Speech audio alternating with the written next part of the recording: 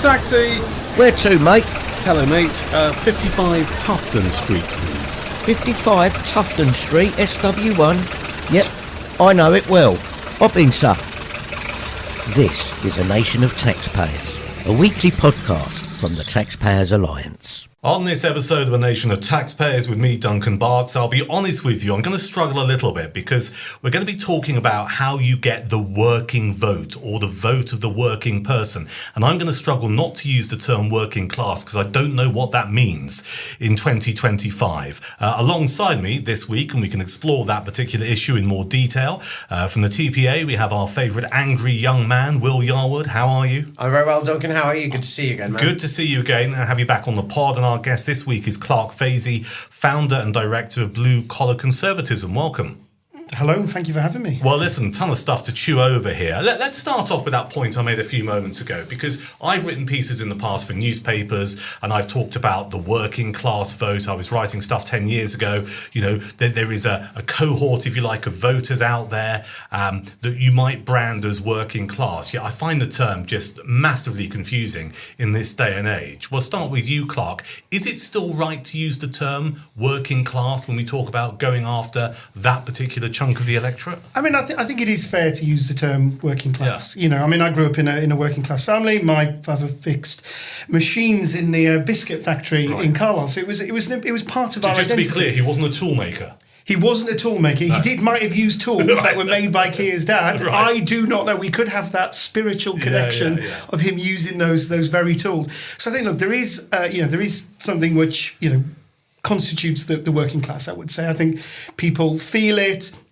They, you can put the kind of C2DE labels on it. But I think, sort of as I've been thinking about it and kind of reinvigorating blue collar conservatism, it's to me something much more expansive now. Yeah. Because it is, there isn't an idea of a British working class. It's got a history, it's got an identity. I think you go out into the communities, you can feel it. But I think we've got to be more expansive than that, because as you say, it is about working people. Yeah. It is about recognising the challenges that people face, whether they do a manual job or a white collar job. But whether they're a farm labourer. This is something which should be as expansive as possible, and something which the Conservative Party must be for working people. Yeah. Otherwise, what's the point of it? It is working people, isn't it? Because actually, blue collar and white collar now, actually, there's no real distinction. I think it's anyone who actually gets out of bed in the morning and grafts and pays an increasingly high amount of tax. Yeah, I agree, Duncan. I think that perhaps the class distinction perhaps isn't as poignant as it once was in the past. I think due to the fact that we've had such levels of rapid social mobility over the last few decades, what we now have is a sort of not a clear working class, middle class, upper class structure. I think that the real distinction, as Clark was just saying, and you were just saying, Duncan, is really between what you might call the alarm clock Britain and those who don't bother setting alarm clocks right. And I think also I wrote an article in the Critic a while back called Why the Social Contract is Broken, and saying that any political party who wants to win a general election, and I think this transcends right-left lines actually as well, they have to be in favour of one specific group of people, and that's the people who actually pay taxes, own businesses, whether they will work in, manufacturing or work in blue-collar or white-collar jobs. They have to be in favour of those people, because those people have seen their taxes rapidly increase over the last few decades. They've seen their cost of living go up as well. House prices are through the roof, and they think, okay, I'm paying all this tax and I'm working for all these hours. What am I actually getting out of it? What is the system and the state providing me? And the answer is, well, not really all that much anymore, because they see money being spent on things they don't agree with. And I know the illegal migration issue is the huge one at the moment in the country that people get rapidly annoyed about, because there's a level of unfairness to it. It's like, why am I going to work every single day to pay taxes to fund people who shouldn't be here in 4-star hotels? Why on earth am I getting up and going to work every single day to fund the person next door who is claiming PIP for anxiety and depression. What's the point of me working at all? Which also encourages things like brain drain, people my age just disappearing into Portugal, into Dubai, wherever it might be, because they don't think paying tax into this system is rewarding them with anything, whether it's decent public services or whatever it might be. So I think the distinction actually should be between taxpayers and non-taxpayers, really, not what you call working class people, whatever it might be, because like you guys were saying, that can encompass a large coalition of people. Well, we have a two-tier society now, don't we? In my view, it's never been simpler. You have those who work and those who don't. And those of us who do work are getting increasingly smaller in size and propping up an increasingly larger amount of people who, for whatever reason, can't be asked, aren't capable or whatever. But the bottom line is the tax burden is getting bigger, and it's the grafters who are picking up the tab. Clark, let's go back a little bit, back to the beginnings of Blue Collar Conservatism, founded in 2012? Founded in 2012, at a time when, David Cameron was obviously very keen on liberal metropolitan voters. Yeah. And, at the time of our launch, Lord Ashcroft did some polling, which showed that, actually, despite all of the hugging huskies and hoodies or whatever he was riding huskies and hugging hoodies. Yeah, he had a turbine at the back of his house. It didn't make a great deal of progress, but the people who were moving towards the Conservatives were the people we're talking about today, the grafters, people who get up and work, that problem of, kind of someone working hard and next door neighbour not working, it's getting worse, but it's not a new phenomenon. And, so I think that this group of people were moving towards the Conservatives.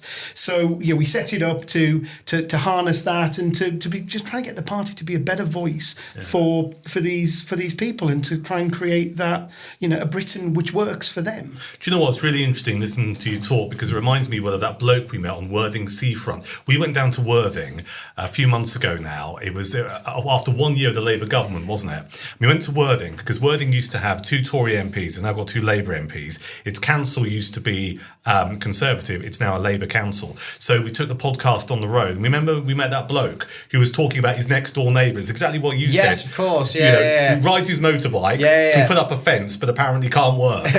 So I just thought I'd mention that as a cheeky way of getting people listening to this to go back through our archive and go and have a listen to real people we met on the seafront in Worthing who are pretty hacked off with the fact that they work and other people don't.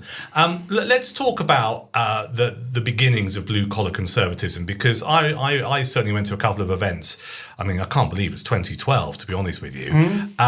And there was a real groundswell of support for it, wasn't there? There was. I think it spoke to a lot of people who kind of look towards the Conservatives. As I said, I kind of grew up in a working class family in Carlisle. My mother left school when she was 14. My father worked in the biscuit factory. Even as I talk about them, my accent seems to get stronger every time I sort of revisit there. And it spoke to kind of a Conservative party which was based on rewarding people who do the right thing, who work hard, and that to me is that's why I joined the Conservative Party. It's why I didn't look to the Labour Party, which kind of lots of friends at school were joining the Labour Party when I joined. Can I interrupt there? Party. Did you not feel the odd one out? Because people looking at or listening to what you said so far would be like, yeah, why didn't you just join Labour? Because that would have been the obvious thing to do. But it does. I mean, when did socialism really ever work for working people? It never has.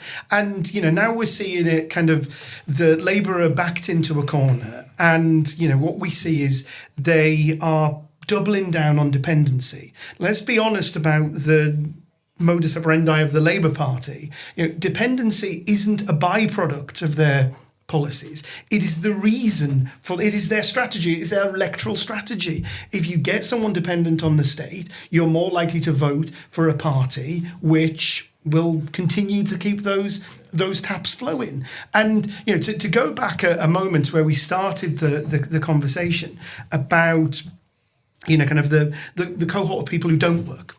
That we can look at those, and I'm sure that there's those among them that are not doing the right thing, that are gaming the system. But at the same time, we are, and particularly the kind of the Labour government right now, we are trapping people in this. We've taken something which was ought to be a safety net, and we've trained it into a net which you can't get out of, and we're also feeding that net. So we've recently had the NEET figures, that they're not in education, employment, or training, 946,000 young people in that position. And at that age, you are not making a decision of I'm not going to bother working, but you are pushing people towards that, and there's a huge waste of human potential there, rather than saying, what are we doing to get people into work, giving these young people a chance, creating taxpayers as opposed to dependents. Yeah, that's really interesting. What's your take on this, Will? Given that out of the three of us, you are the youngest. Yes, here. indeed. So there's almost 1 million people figure of NEETs not in education, training, or employment. What's your view on that? Well, and a great many of them, like you said, are my age, right? They're 25, 26-year-olds.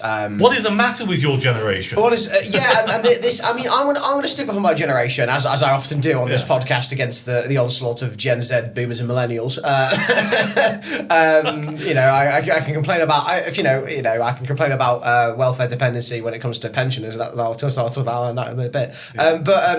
When it comes to my generation, look, I think it's a combination of. I think obviously there's the classic one which has been mentioned before, which is the overdiagnosis of the ups and downs in life. Like anxiety and depression are overdiagnosed. GPs say that, health professionals say that. That's not an evil right-wing talking point anymore, right? Even the Labour government, to some extent, at least when they were first trying to do some welfare reforms, did actually acknowledge that as a core factor as to why lots of young people aren't going into work. The second thing is also just lack of economic growth. You can't create growth if you destroy businesses. You can't create growth if you have, a year and a half, 2 year long lockdowns, which put young people inside, negating them from doing opportunities, socialising, internships, the work.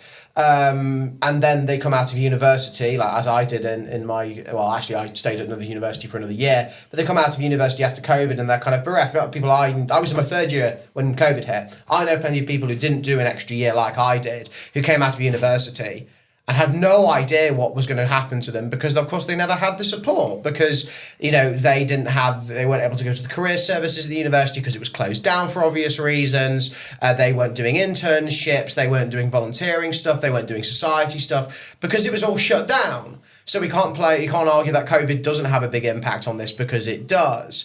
And also there's the third and other thing, which is, many young people look at especially people who are my way inclined, look at what they're getting if they actually work in this country and they recognise actually there's no bloody point because wages are relatively low in comparison to a lot of European countries and the United States. Taxes are radically too high. I mean, if you have a student loan, you're paying a high marginal rate of tax if you have your income tax, your national insurance and your student loan.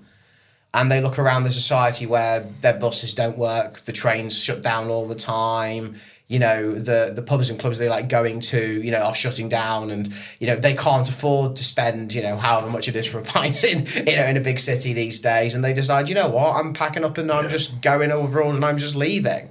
So I'm going to give young people a little bit more of a... I don't think there's anything wrong with them per se. I think that they've been dealt a bad hand. And some of them are playing it badly, don't get me wrong. Yeah. But I think that they deserve a little bit more sympathy and compassion than... I think that the sort of, they're just not working because they can't be arsed is actually a little bit more complicated. Yeah, and for the record, I'm teasing you a little bit because I genuinely have a lot of sympathy for your generation because if I was a lot younger than I am now, I probably wouldn't be in this country. I would have quit. Because that's how despairing I feel about it. I mean, I probably could go somewhere else now and I have to start again. And someone who's in middle age, it kind of doesn't work really. So I get it completely. And the idea that you come out of university saddled with debt and you look around and there's no growth, there aren't the jobs and all of the other stuff that you've mentioned is fundamentally quite depressing. Let's try and find some positives here, Clark. Yeah. How are you going to reinvigorate the blue collar conservatism movement? What's the answer? What are you doing? Well, I mean, look, so we're re-engaging MPs in Parliament. We're re-engaging activists. We had a very enjoyable event at the party conference. We were turning people away. It was so full because I think people recognise that this is where the Conservative Party must be. This is where our voters are going. These are the ones that need us most. If we have a system which rewards kind of job creators, because job creation is is opportunity for these guys. We talk about young people, and to get back to some negatives, but we often kind of, you went to university, Will, and we've started to talk more about apprenticeships, but there is a cohort of young people that don't fall into that category, the ones that need the entry level jobs. And where have those entry level jobs going? Well, a lot of them have gone to migration. Yeah, of course. That kind of, so legal migration, and you can say, great, if someone wants to come here and work, thumbs up. But at the same time, if they're displacing someone out of the kind of the workplace and onto the welfare system, then that's that's a cost. Well, let's talk about that. How far would you both go with that? Is it? I mean, there was a time. I remember a time when British jobs for British people was considered a toxic phrase, right? It was something the BNP would have said. Then we found ourselves towards the end of the new Labour movement. Gordon Brown actually saying it, right? So it changed. He was accused of being in the National Front. If I remember. Just extraordinary. I mean, is it wrong to take the view that jobs should go to Brits first? Well, I mean, I don't think it's even a question about jobs going to Brits first. I think if there was one policy which I could do if I had the power, and because I think it cuts through a lot of issues, it would be to have a labour market strategy. At the moment, we waste all this time on industrial strategies, and they sit on shelves in offices in Whitehall, and but we have a strategy. But the thing is, most of what you need to know about these sectors is available commercially. There are companies that are providing this, whereas actually, kind of, if we looked at our labour markets, we would deal with a lot of the areas where we have the problems. So one is we've got a migration system which is disconnected to kind of the needs of our workforce. We've got welfare, which kind of, I think if you're looking at that in a kind of national ledger, needs to be dealt with at the same time. So we've got a worklessness problem. So at the same time as we've got a worklessness problem, we've got huge numbers of people coming to the country. And then back to young people, we're not gearing our young people up for work. We talk about other challenges that the country has, and housing is one of them. And there was the stats that came out via the CSJ the other week about 160,000 short in our construction sector, and 1/3 of builders being over the age of 50. There's lots of let's direct these young people into kind of being ready and provide getting those jobs, and we know there's a requirement, so it's not just the state doing stuff in a vacuum. And so I think dealing with all of these at once and saying what are our labour requirements? So rather than sort of when you go into kind of debates around migration that we saw over the past decade of we need to get it down to the tens of thousands, but you're just picking numbers out of the air rather than saying, right, we've got this worklessness problem, how do we get these people back into work to create those opportunities for them, get young people into a path where they're going to be working for the next 60 years, potentially even more if life expectancy goes up, and then say, well, what are the value add jobs that we need? Because they're not the low skill jobs. No, but this is a really interesting area, isn't it? I mean, I blame Tony Blair for a lot of this. I mean, I was just about starting. I was in the job market just as he came into government, and there was a real sense that you were a bit of a failure in society unless you went to university and got a degree, and they really pushed that. And what I think the consequence of that, one of the consequences, was the kind of jobs that you would consider traditionally blue collar.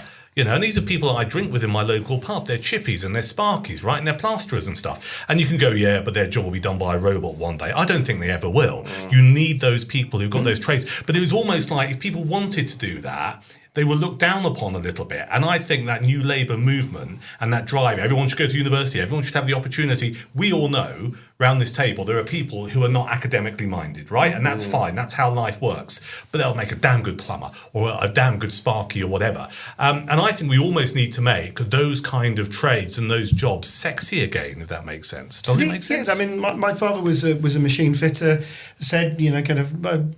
3 uncles, kind of 2 builders, 1 joiner. We've got, these are jobs which do matter. And I think, kind of one thing that always occurs to me about work is that to me there is a dignity in every job. Having a job means that, kind of you're providing for yourself, you're socialising with other people, which I think is really important for young men in particular who are dropping into that neat category. But, there is a value and a dignity in every job. And, if you talk about university, and I talk a lot to people about my niece.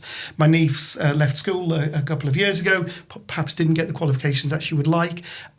She's now working in a care home, because she sees that's a good stepping stone for, she's been applying for jobs as a phlebotomist at the local hospital. She wants to get into the care sector. And that kind of job progression, kind of my mother's generation would have just naturally gone to, you do this, your first job might be here, and then your next one is a step forward. So I couldn't be more proud of my niece. And if she had gone to Oxford or Cambridge, because here is someone who's like this, I want to get on in life. Yeah.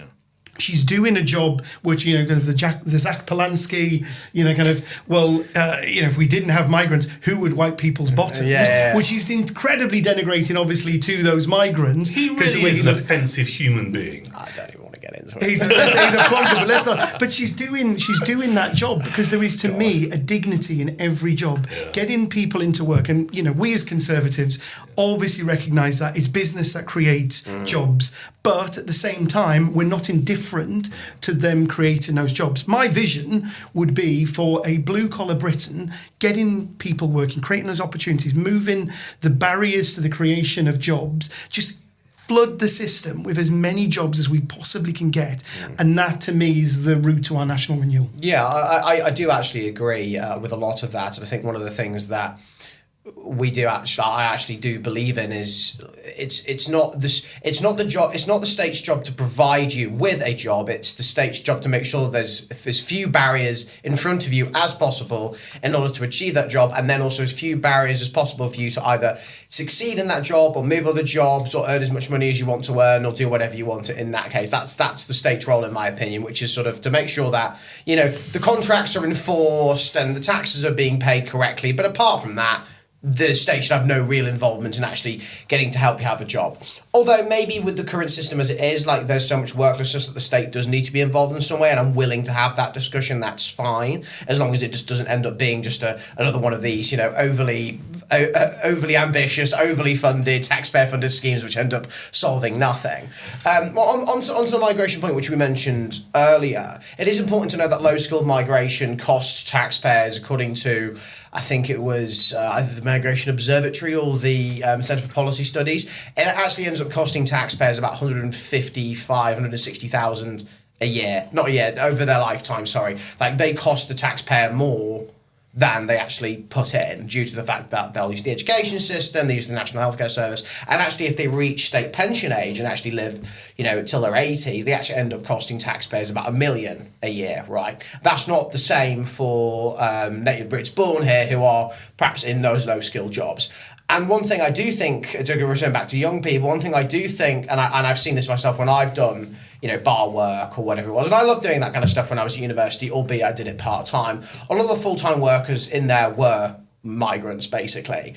And I actually, obviously there was nothing wrong with them, they weren't doing anything wrong, they were just merely responding to the incentives of a system that they'd been presented to. But I think that to ignore youth unemployment's relationship with mass migration is something that I think has been ignored, because it's not actually not an uncomfortable way to talk about migration, but it's something that's just never considered. The blame is often just put on young people, but back when there was all the I was a little bit too young for this, but when there was all the hoo-ha regarding the former Eastern Bloc EU countries joining the EU and then getting access to the UK, the Polish and Romanians and stuff, many of whom, by the way, have now gone home, right? They've actually just, especially Polish, they've just left. They've gone, all right, my country's doing well again, bye guys, off I go. There was obviously a discussion about how low-skilled migration was cornering people out of the lower end of the job market. And that was true because of some regulations that weren't there. Certain people were able to sort of underpay migrant workers so that British native workers couldn't actually get that job in the end because they demanded a higher standard of pay or more leave or whatever it might be. So I think that to look at youth unemployment is important in relation to a lot of other things, but you have to also include mass migration in that, even though many young people themselves might not recognise that themselves. Clark, we've done the majority of this podcast and we've not even mentioned Reform UK, which is quite good going, because normally it crops up quite early. That's the challenge, isn't it? The Conservatives need to get that big chunk of voters, that working people cohort, back from reform. How do you do that? So look, I think for a start, you don't do it by slagging off reform. Yeah. I think if we get into a slugfest with reform, it's going to probably harden certain people up into the reform camp. I think, look, we have to be the best versions of ourselves. We have to offer that compelling vision of the kind of what the future looks like in order to attract these voters back. So I mean, if I get blue collar conservatism right, if we get blue collar conservatism right, then hopefully this is an on ramp back for reform supporters.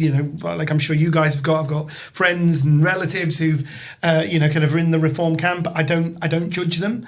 I think in office the Conservatives clearly made some significant mistakes. We've touched on them: lockdown, mass migration, and that has affected how kind of people view us. And you had 14 years, lads, is a common retort for whenever Conservatives come out, but it doesn't mean we mustn't try. No. We must be the best version of ourselves. But I mean, Farage connects really well with all kinds of voters, and I've seen it firsthand, particularly with those that you would call working people, right? So that's what Kemi needs to do. And I think in many ways Kemi is getting the substance better than Nigel Farage on this. And it goes back to that welfare point, because probably one of the stickiest areas for reform has been about how do you deal with welfare. And they were with kind of all of the left-wing parties on the two-child benefit cap. Yes. And I think that's because they think, kind of these guys probably like that. But I don't think they get the fact if you're living next door to someone who's not working and you're working bloody hard, then you have a very different view on welfare. And so I think, what Kemi's doing now is, really challenging on those issues around welfare, getting deeper into issues around the kind of Motability scheme, which I know you guys are hot on, so that I think is where we've got to do it. We've got to get back to a system where we support people who are in work through lower taxes, through, kind of not whether they're direct or indirect. We're enabling people to get jobs, because don't forget how many jobs, the last figure I read was 180,000 just disappeared over the course of this year. It's probably more by now, as I read that a few weeks ago. I think, fundamentally, if we get back to that idea of a Britain which works, then the Conservatives can get that cut through. And I think Kemi is clearly doing, in my view, a better job right now than Farage on the substance, because no one can deny what a great campaigner he is, and there's a lot to be admired about him. And before the kind of recent surge in reform, it used to be said that one of his biggest successes was the influence he had on the Conservative Party. Could we foresee a circumstance where that ultimately is his kind of his epitaph on that, and he delivered kind of a massive change in our party by getting us to wake up to the type of movement that we should be, getting away from being a party which takes right-wing votes and comes out with left-wing policies, and actually delivering for those people that need us most. Yeah, sure. I mean, I think you're right about the substance point. I mean, I went to both Reform and Tory conference, and I left Tory conference with actually quite a bit of a spring in my step, really, because I quite liked a lot of the policies being announced, whether it was on welfare, whether it was on the economics, whether it was on justice, whether it was on migration. I came out of it and I was just like, I mean, the big criticism, of course, was Kemi didn't have any policies, and then you leave conference and every single policy area that you can think of has like some meat on it, and you think, okay, actually that's pretty decent. I actually like all of this. But again, you know exactly what I'm going to say. How can I believe it? Right? How can I believe it? Like, even if I agree with it all, how can I believe it? And obviously with the reform, they don't have the policy detail quite yet, and they admit that quite openly. I think at the moment what Reform are doing, if you look at their press conferences, their messaging, they're doing what you might call the macro Britain is broken bit first. They're doing here's how everything in Britain is broken. Here's how there's lawlessness, we're bankrupt, this is going wrong, mass migration is out of control, blah, blah, blah. And I think in a few years' time, you might then see the Britain needs reform part of their programme, which will be, here's the policy detail that night needs to be implemented, whether it's on migration, economics, welfare, whatever it might be. One point I am going to agree with you on very vigorously, though, is their sticky point when it comes to welfare. When they announced the two-child benefit cap, I was like, But Farage doesn't even believe in this. I mean, I think he's complained about it in the past, but also, interestingly enough, it also wasn't included in the 2024 manifesto, by the way. They never mentioned it. But also Reform voters aren't even in favour of it anyway. I think actually there's more Reform voters who are against the two-child benefit cap than there are Tory voters who are against the two-child benefit cap, for crying out loud. And the other thing that's going to be really difficult for Reform, and Reform listeners and Reform supporters are going to hate me for saying this, but I frankly don't care. I don't care. Is Reform has won seats where there is quite a high level of welfare dependency in terms of PIP, in terms of universal credit, and that's universal credit for claiming without any need to get into employment. Reform is going to come into power and recognise, as they do recognise, I think, the bloated size of the welfare bill. And yeah, maybe if they get into power and they mess around with the anxiety and depression stuff and maybe make some fixes to mobility, that's all well and good. But they're still not going to address the fact that, 25% of their constituency in some cases is claiming PIP and the enhanced rate of PIP for a variety of things. How are you going to deal with that point? How are you going to deal with the state pension when all their own voters, including the Conservative voters, are of older age? And if you touch the triple lock on pensions, you're going to get skewered, as actually Theresa May did back in 2017 over the social care stuff. So Reform and the Tories, I say more Tories on the state pension point, and Reform more on the PIP and universal credit point, needs to recognise that a lot of the reforms they might want to implement and the savings they might want to make will directly affect the voters that they themselves will get supporting them now and up until the next general election. It's grown-up politics, isn't it? It's very easy if you're an insurgent party to say what's wrong. Yeah. The more popular you become and people hold you to greater scrutiny, and rightly so, and it's not just the BBC, it's any media organisation, you have to come up with answers. And if you want to be a party of government, those are the sticky situations you're going to find yourself in, because you're absolutely right. If you're serious about reducing welfare, you're going to pretty much hack off a big chunk of your voter base, exactly. aren't you? And that's something that I think they know.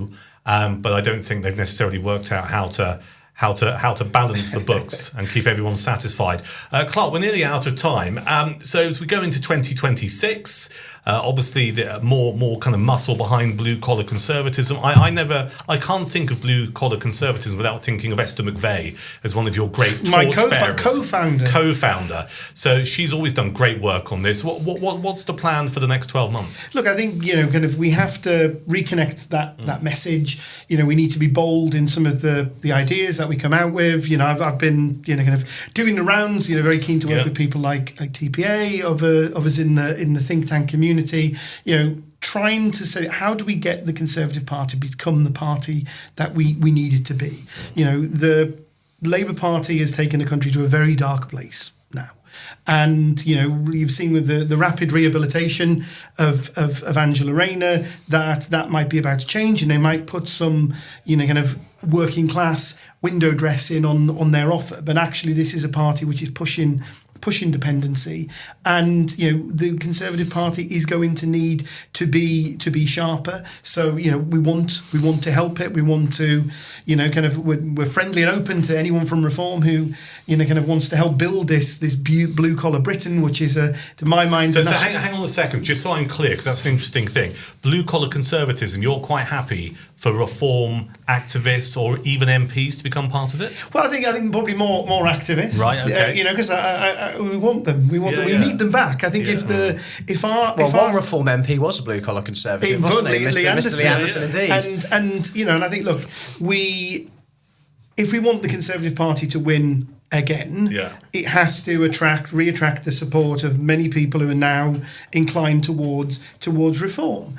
And so you've got to talk to them, you've got to invite them in. But ultimately, it kind of says on the tin, I want the Conservative Party to be successful. I want it to be the party I've always wanted it to be. And I probably had similar thoughts to a lot of those Tories that have gone to Reform, that I felt let down by some of the things it's done in the past. But I think there's some great people in that, Esther McVey, Jack Rankin, who kind of spoke at our event. Kemi's doing kind of some really sort of great work in terms of kind of fixing the machinery. Robert Jenrick, there's I think the talent is there, and I want to help change things, and ultimately like reform not to need to exist because we want a kind of a right of centre government to do the changes because otherwise our trajectory is downwards. Less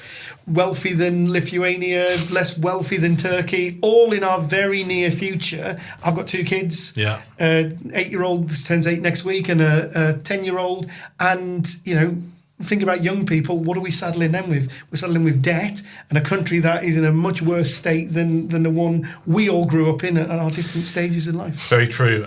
Gentlemen, it's been a fascinating conversation. Will, thank you as always. Clark, if people want to get involved or show their support, how do they get hold of you? Well, you can go to the website, www.bluecollarconservatism.uk. So get involved. I want to hear from you. Just reach out to me. Listen, thank you for listening. We have an archive going back well over a year of other podcast episodes, so you can find that on YouTube, Apple Podcasts and Spotify. Do take a listen, and if you want to make contact with us, it's really simple. The email address is podcast@taxpayersalliance.com.